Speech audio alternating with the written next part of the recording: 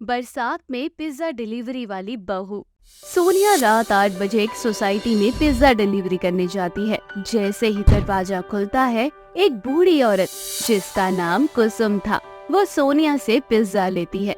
अचानक से मौसम खराब हो जाता है और जोर जोर से बारिश शुरू हो जाती है। कुसुम समझ जाती है कि सोनिया मौसम और बारिश को देखकर परेशान हो रही थी।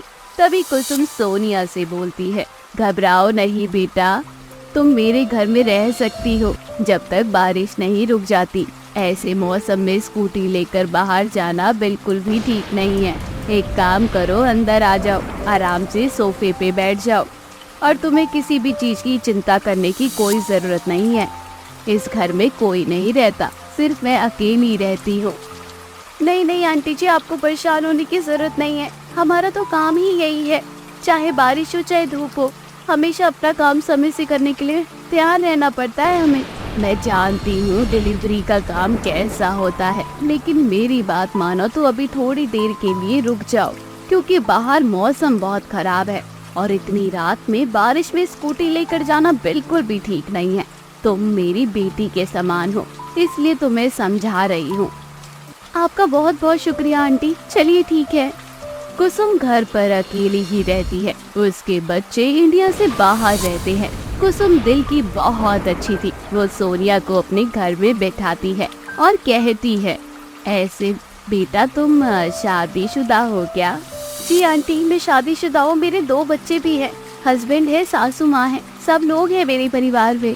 बेटा तुम्हारे घर में तुम्हारे पति है, इसके बावजूद तुम इतनी रात को पिज्जा डिलीवरी कर रही हो। तुम्हारे पति को तुम्हारी चिंता नहीं होती क्या?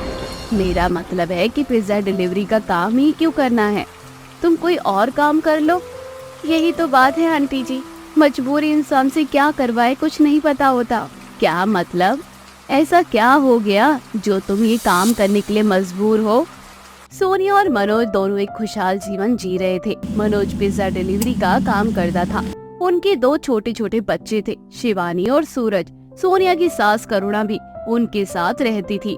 ऐसे ही एक दिन, बच्चों तुम लोग स्कूल से वापस क्यों आ गए? मतलब स्कूल तो 2 बजे बंद होता है ना, और अभी तो सुबह के 9 बज रहे हैं। मम्मी, हमें स्कूल से निकाल दिया है क्योंकि 6 महीने से स्कूल की फीस नहीं जा रही है। तुमने मुझे क्यों नहीं बताया कि तुम्हें स्कूल में फीस के लिए बोला जा रहा है? घर में इतना सब कुछ हो गया, मेरा ध्यान ही नहीं गया इसके ऊपर। माँ, हम आपको कैसे बताते कि स्कूल में फीस जमा करनी है? घर में इतना सब कुछ हो गया, ऊपर से अब तो घर में कमाने वाला भी कोई नहीं है। फिर आप कहाँ से पैसे लाती, कहाँ से हमारी फीस भरती? इसलिए अब हम स्कूल नहीं जाएंगे माँ। अरे ऐसे कैसे, तुम स्कूल नहीं जाओगे? तुम्हें क्या लगता है कि तुम्हारे पापा के साथ ये सब हो गया है तो अब तुम्हारी पढ़ाई बंद हो जाएगी? ऐसा कुछ नहीं है बच्चे, मैं हूँ ना तुम्हारे साथ। मैं तुम्हारे सपने करूँगी पूरे, क्योंकि मैं चाहती हूँ कि मेरे बच्चे पढ़ लिख कर बड़े आदमी बने और अच्छा इंसान बने। मैं कल स्कूल जाऊंगी और तुम्हारे स्कूल की प्रिंसिपल से बात करूंगी और तुम्हारी जितनी फीस बाकी है उसे जमा कर दूंगी। टेंशन लेने की कोई जरूरत नहीं है। कोई भी बात हो मुझे आकर बता दिया करो। बच्चों की बात सुनकर सोनिया की आंखों में आंसू आ जाते हैं। वो खुद को बहुत बेबस महसूस कर रही थी। बेचारी मजबूरी में अपने कुछ जेवर गिरवे रखकर कुछ पैसे सोनार से उधार ले आती है और उन्हीं पैसों से थोड़े पैसे बच्चों के स्कूल में जमा कर देती है और बाकी पैसों से घर राशन डलवा लेती है। ऐसे ही समय बीत जाता है। धीरे धीरे उधार के पैसे भी खत्म हो जाते हैं और घर की आर्थिक हालत बद से बदतर होती जा रही थी। मनोज की दवाई के लिए भी सोनिया के पास अब पैसे नहीं थे। एक दिन ऐसे ही सोनिया घर की साफ सफाई कर रही थी। घर के बाहर मनोज की खराब स्कूटी पड़ी हुई थी। उसे देखकर सोनिया के दिमाग में पिज्जा डिलीवरी करने की बात आती है। स्कूटी चलाना तो मुझे आता है, शादी के बाद उन्होंने मुझे अच्छे से स्कूटी चलाना सिखा दिया था। क्यों ना अब मैं पिज्जा डिलीवरी का काम करूं, क्योंकि किसी को तो घर का काम करना ही पड़ेगा। आखिर कब तक ये घर ऐसे चलता रहेगा? एक बार इनसे बात करती हूँ, देखती हूँ कि क्या कहते हैं। सोनिया अपने पति के पास जाती है और उसे पिज्जा डिलीवरी करने के बारे में बोलती है। इसके बाद मनोज सोनिया से कहता है, तुम्हारी बातें सुनकर ना आज मैं खुद को बहुत लाचार महसूस कर रहा हूँ। भगवान ने मुझे जीते जी अपाहिज बना दिया है। या तो मुझे उसी टाइम अपने पास बुला लिया होता। कम से कम तुम लोगों को इस तरह से परेशान तो नहीं देखता। ऐसा लग रहा है जैसे मैं अब्बू हूँ, किसी काम का नहीं हूँ। मेरे होते हुए तुम पिज्जा डिलीवरी का काम करोगी? देखो, जरूरी नहीं होता कि घर सिर्फ पति चलाए, ऐसा नहीं है। जीवन साथी का मतलब होता है कि जीवन में कठिन से कठिन स्थिति आ जाए तो पति पत्नी को साथ होकर एक दूसरे का सहारा बनना होता है। और आज जब ये सब हो गया है घर में, तो क्या मैं आपको छोड़कर चली जाऊं? नहीं, अपनी जिम्मेदारियों से मैं पीछे नहीं हटूंगी, ऐसा नहीं हो सकता। लेकिन जो मेरे साथ हुआ वो तुम्हारे साथ हो गया तो क्या होगा हमारा, ये सोचा है तुमने? जीना मरना तो किसी के हाथ में नहीं है। आपको क्या लग रहा है कि अगर मैं पिज्जा डिलीवरी का काम करूंगी तो मेरे साथ अगर कुछ हो गया तो क्या होगा? ये सोचो, जो होना होगा वे होगा, वे घर में भी रहकर हो जाएगा। तो इसलिए इन चीजों के बारे में नहीं सोचते। घर की आर्थिक हालत को देखते हुए मुझे ये सब करना होगा। सोनिया किसी तरह से अपने पति और सास दोनों को समझा देती है। इसके बाद दोनों सोनिया को पिज्जा डिलीवरी का काम करने के लिए सहमति दे देते हैं। सोनिया फिर से उधार लेकर खराब स्कूटी को ठीक करवाती है और उसी स्कूटी के जरिए पिज्जा डिलीवरी का काम शुरू कर देती है। ये थी मेरी कहानी आंटी। भगवान ने मुझे जीवन में बहुत उतार चढ़ाव दिखाया है, लेकिन कभी मैंने हार मानना नहीं सीखा। सच में तुम तो हर औरत के लिए मिसाल हो कि आजकल बहुत सी लड़कियां ऐसी होती है, शादी होने के बाद ना जो भी प्रॉब्लम हो जाती है वे ससुराल में तलाक लेने के लिए जिम्मेदारियों से पीछे भागने के लिए तैयार हो जाती है। लेकिन तुम इतनी बुरी परिस्थिति में हो, अपने परिवार को साथ लेकर चल रही हो। सच में आज के जमाने में हर लड़की को ऐसा ही होना चाहिए। कुसुम सोनिया को अपना नंबर दे देती है और उसे कहती है कि उसे भविष्य में किसी भी चीज की कोई भी जरूरत हो तो उसे एक बार कांटेक्ट जरूर करे। थोड़ी देर बाद बारिश बंद हो जाती है। सोनिया अपने घर को निकल जाती है। बच्चे अपनी माँ को देखकर बहुत खुश होते हैं और उसे सीने से लगा लेते हैं। रिया अपने माता पिता की इकलौती बेटी थी। उसकी शादी एक जॉइंट फैमिली में हो जाती है जहां उसे एडजस्ट करने में बहुत दिक्कत हो रही थी। ऐसे ही एक दिन रिया अपने कमरे में बैठकर किसी से फोन पर बात कर रही थी। तभी उसकी जेठानी प्रिया की बेटी पीहू आती है और रिया के गले लग जाती है और बोलती है, चाची आप कितनी अच्छी हो, मेरे साथ गेम खेलो ना। घर में सारे बिजी हैं, दादा दादी को भी टाइम नहीं है और मम्मी तो खाना बना रही है। पापा ऑफिस गए हैं, चाचू भी ऑफिस गए हैं और बुआ तो कॉलेज गई हैं। आप मेरे साथ गेम खेलो ना चाची।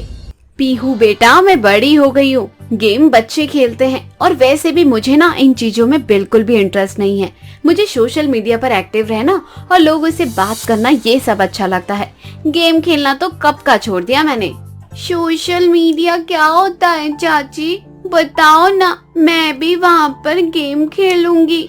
सोशल मीडिया बच्चों के लिए नहीं बना है, वहाँ सिर्फ बड़े लोग रहते हैं और वैसे भी तुम्हारी उम्र नहीं है क्योंकि तुम अभी पढ़ाई करो। और हाँ, इस तरह से परेशान मत किया करो। तुम्हें पता है यहाँ पर मुझे अच्छा नहीं लगता। शादी से पहले मेरी फैमिली में सिर्फ 3 लोग थे, मम्मी पापा और मैं, जहाँ मुझे बहुत प्यार मिलता था। मुझे नहीं पता था कि मेरी शादी इस घर में हो जाएगी। चाची आप क्या बोल रही हो, मुझे तो समझ ही नहीं आ रहा कुछ।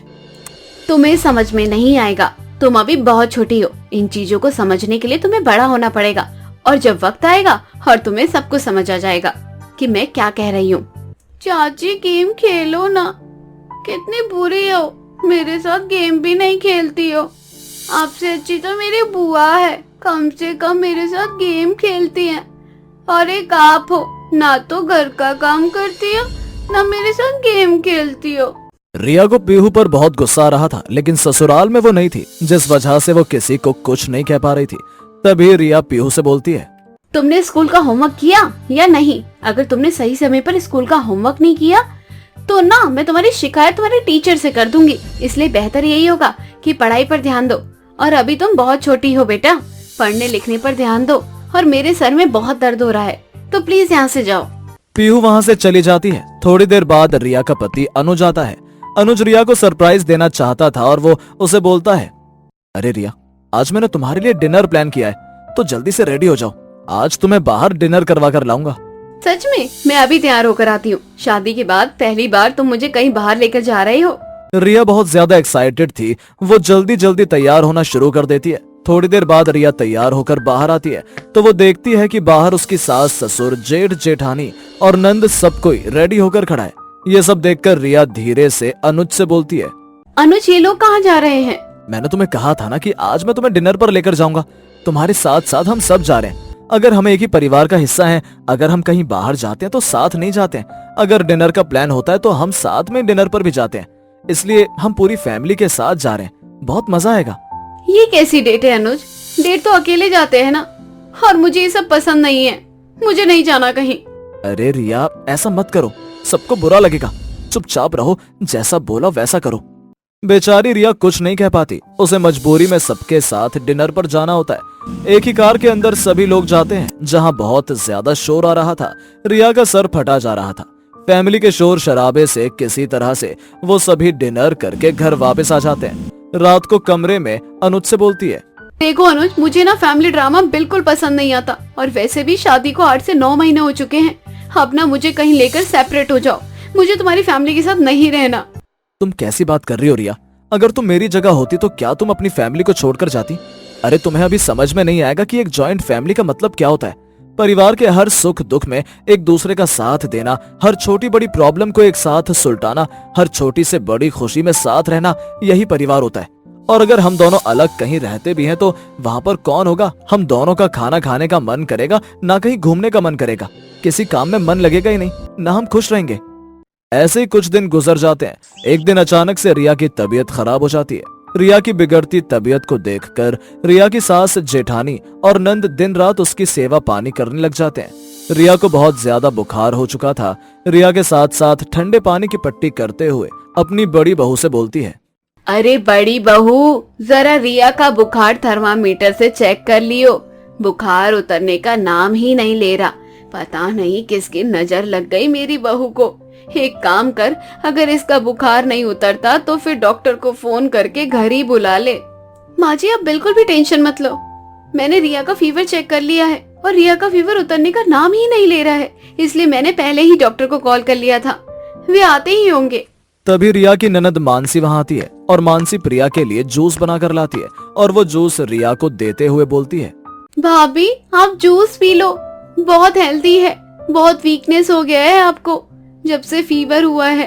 आप बिल्कुल भी टेंशन मत लो, हम बिल्कुल ठीक कर देंगे। हम सब आपके साथ हैं। थोड़ी ही देर बाद वहां डॉक्टर आते हैं। डॉक्टर रिया का चेकअप करते हैं और उसकी दवाई इस बार चेंज करते हैं और ज्यादा खास ध्यान देने के लिए कहकर जाते हैं। रिया का पूरा परिवार उसकी सेवा पानी में लगा हुआ था। कुछ दिन बाद रिया के माता पिता भी उसको देखने के लिए आते हैं। रिया के ससुराल वाले उसकी इस तरह से केयर कर रहे थे। ये सब देखकर रिया के माता पिता की आंखों में आंसू आ जाते हैं और वो अपनी बेटी रिया से बोलते हैं, रिया बेटा, सच में आज मुझे बहुत खुशी हो रही है कि तू इस घर का हिस्सा है। इस घर में तुझे कभी भी किसी चीज की कोई कमी महसूस नहीं होगी, क्योंकि यहाँ के लोग परिवार का असली मतलब जानते हैं। यहाँ के लोग बहू को बेटी मानते हैं। सच में मैं तो बहुत लकी हूँ कि मेरी बेटी की शादी इस घर में हुई है। हाँ बेटी, तेरी माँ बिल्कुल सही कह रही है और तुझे बिल्कुल भी टेंशन लेने की जरूरत नहीं है। अब तेरे दो मम्मी पापा हैं और तू जल्द से जल्द ठीक हो जाएगी। माँ बिल्कुल ठीक कह रही हो। शायद मुझसे ना बहुत बड़ी भूल हो गई है।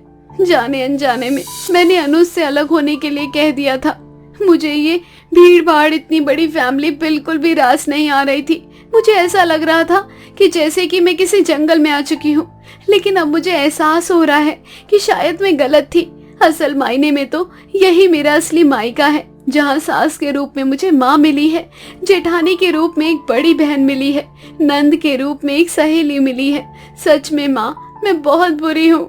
जो हुआ उसे भूल जा। हर लड़की को अपने ससुराल में एडजस्ट करने में थोड़ी सी दिक्कत होती है, लेकिन समय रहते अगर उसे सही गलत चीजों का एहसास हो जाए तो वही सबसे बड़ी समझदारी है। अब से अपने इस परिवार को अपना ही मानना और इन्हें खूब सारा प्यार देना।